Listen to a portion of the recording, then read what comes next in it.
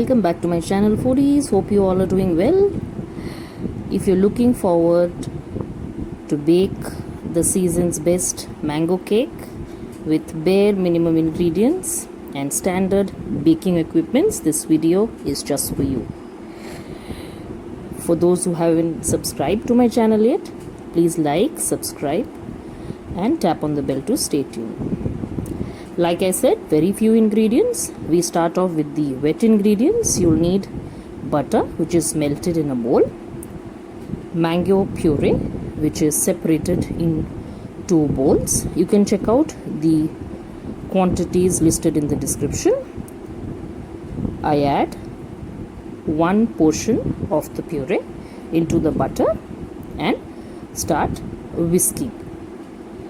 Now I need to whisk this until the butter and the mango puree is very well incorporated.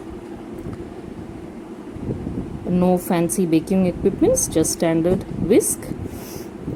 We are done with our wet ingredients. Now moving to the dry ingredients, I am sieving the flour,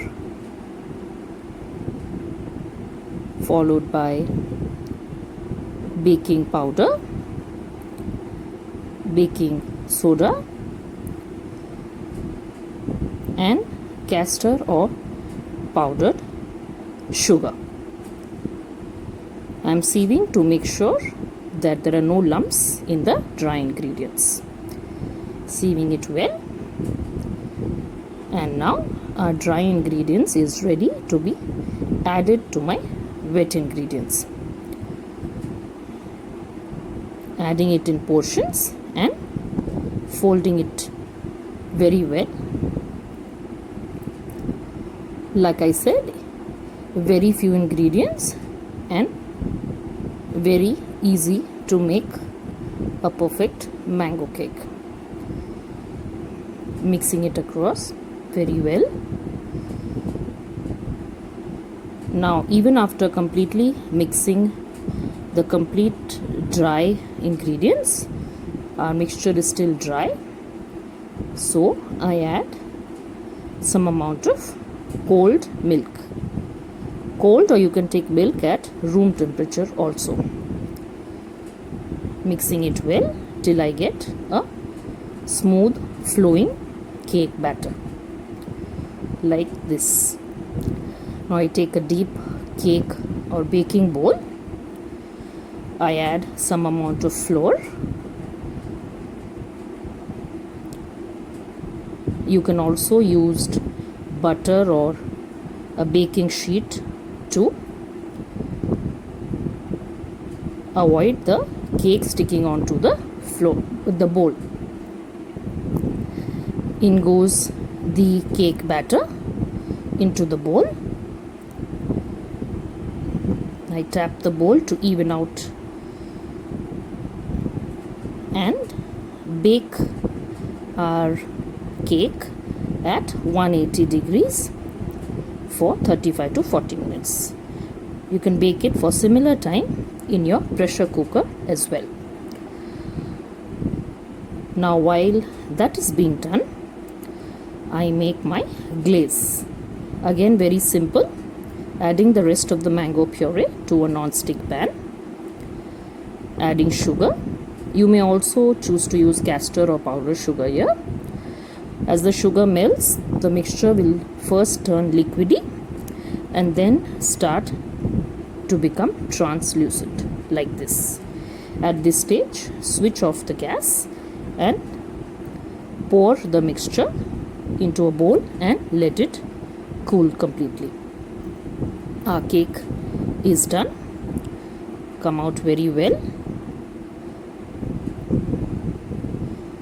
Now I'll loosen up the sides.